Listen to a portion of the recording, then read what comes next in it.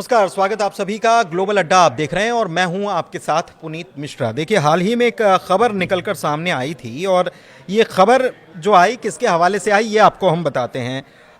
अबू फजल जोहरवंद जो हैं ये ईरान के नेशनल सिक्योरिटी कमीशन के सदस्य हैं और इनकी तरफ से एक इंटरव्यू दिया गया और इसमें इन्होंने कहा कि आने वाले वक्त में हमारे पास बहुत ताकत आने वाली है। कैसे ताकत आने वाली है? हमारे पास Su-35 आने वाले हैं और इसके अलावा HQ-9 आने वाला है और इसके अलावा बड़ी मात्रा में और हथियार मिलने वाले हैं। S-400 भी आने वाला है। जब से ये खबर आई है हर तरफ चर्चा चल पड़ी है कि ईरान के पास इतनी बड़ी मात्रा में हथियार कहाँ से आ रहे हैं, कौन ला रहा है। तो ईरान को रूस से ये मदद मिल रही है और रूस से मदद मिल रही है तो कितनी मिल रही है, अभी तक क्या मिला है, ईरान ने रूस के साथ क्या नई डील कर दी है, ये आज हम आपको खबर बताने वाले हैं। क्योंकि रूस और ईरान के बीच में 22 सितंबर यानी बीते कल एक बड़ी डील हो गई और ये बड़ी डील क्या कहती है? बड़ी डील ये कहती है कि ईरान में न्यूक्लियर साइट्स जो हैं उनको डेवलप करने का काम कौन करेगा? रूस। और 1, 2, 3 या 4 नहीं बल्कि ये 8 हैं।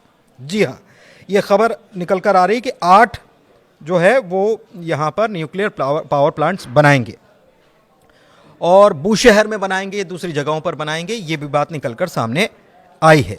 तो ये खबर ये है कि ईरान के न्यूक्लियर चीफ मोहम्मद इस्लामी ने रूस का दौरा किया था और वहाँ पर ये सारी चीज़ बन गई है और ये कहा गया कि ये सिविलियन यूज़ के लिए है, मतलब हम इससे एनर्जी बनाएंगे।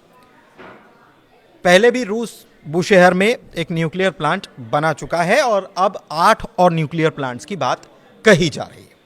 हथियारों की बात कर लेते हैं कि हथियारों की सप्लाई कितनी हो रही है और हथियारों की स्थिति क्या है।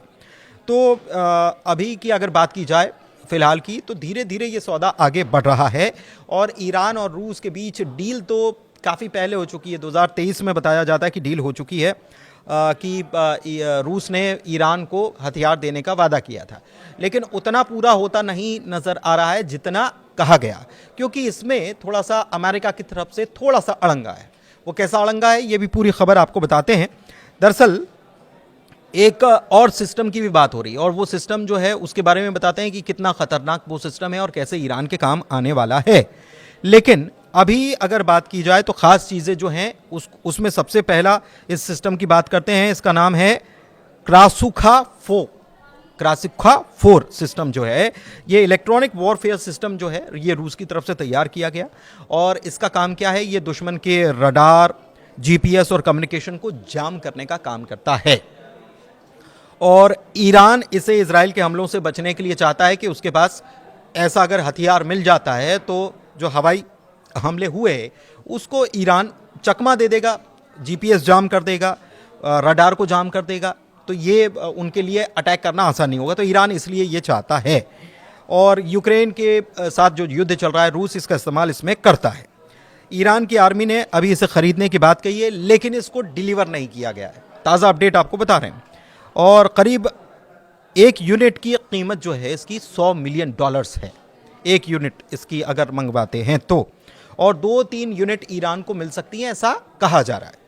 इसके अलावा Su-35 जो जेट्स हैं उसकी अगर बात की जाए तो ईरान को 24 दिए जाने। 2023 में रूस के साथ ईरान का ये पैक्ट हुआ था, समझौता हुआ था कि आप हमें देंगे।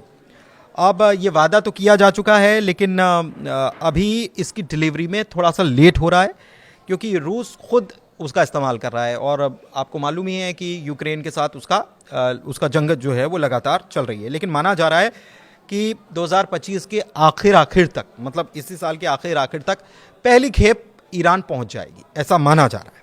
हो सकता है कि उससे पहले भी पहुंच जाए और ये खेप जो है ये करीब पुरानी F-14 जो है ईरान के पास उसको रिप्लेस करने का काम करने वाली है। अच्छा, एयर डिफेंस सिस्टम जो है रूस का S-300 एयर डिफेंस सिस्टम जो है वो ईरान के पास है ही, लेकिन उसको अपग्रेड करने का वक्त है। भारत का जो ऑपरेशन सिंदूर था इस दौरान S-400 की ताकत को पूरी दुनिया ने देखा है, तो S-400 चाहते हैं कि S-400 को अपग्रेड कर दिया जाए। 2016 में ये ईरान को S-300 मिला था और अब S-400 पर बातचीत चल रही है।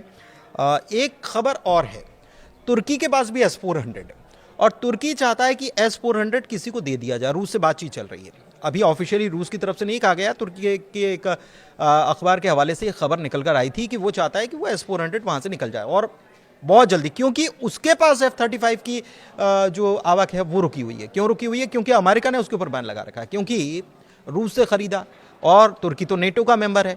तो तुर्की चाहता है कि अब हमने ले लिया, ये रखा हुआ है, पैक रखा हुआ है, इसको कहीं उठाकर दे दिया जाए। तो भारत को भी चाहिए S-400 और ईरान को भी चाहिए। ईरान के साथ उसकी पहले से डील है और उसको सप्लाई करना है। तो ये एक वजह, हालांकि ईरान पर सैंक्शंस की वजह से ये सप्लाई नहीं हो पा रहा है, लेकिन माना जा रहा है कि तुर्की का S-400 सिस्टम जो है वो या तो भारत चले जाएगा या ईरान चले जाएगा, ऐसा माना जा रहा है। एक खबर ये है। तो सैंक्शन की वजह से डिलीवरी रुकी हुई है, ये भी माना जा रहा है। एक खबर और है कि ईरान और रूस के जो संबंध हैं उसमें हमने देखा है कि ब्रिक्स में भी दोनों देश मौजूद हैं, तो नेवल एक्सरसाइज भी होने वाली है। एक खबर ये भी आ रही है और इसमें माना जा रहा है कि जो हथियार हैं उनकी टेक्नोलॉजी शेयर की जाएगी। और रूस ने फरवरी 2024 में ईरान को सैटेलाइट लॉन्च में भी मदद की थी और अब कोऑपरेशन की बात कही जा रही है। इसके अलावा आपको एक बात और बताते हैं कि ऐसा नहीं कि ईरान ही रूस से मंगवा रहा है, ईरान भी अपनी चीज़ें डेवलप कर रहा है और रूस को भेज रहा है, मतलब मदद कर रहा है, तो उसके एवज में उसे मिल रहा है।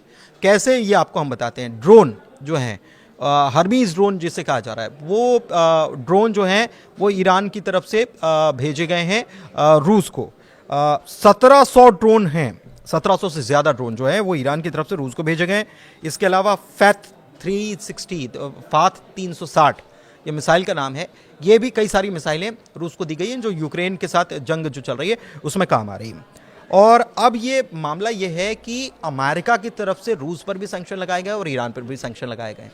तो ऐसे में इनकी तरफ से जो हथियारों की सप्लाई हो रही है उस पर असर पड़ रहा है, उसी की वजह से नहीं हो पा रही है। तो अब ईरान की फिक्र ये है कि इजराइल है ही, इजराइल लगातार धमाचौकड़ी मचा रहा है, चाहे वो लेबनान की बात हो, कतर की बात हो, उधर यमन की बात हो, कहीं पर भी वो हमला कर देता है।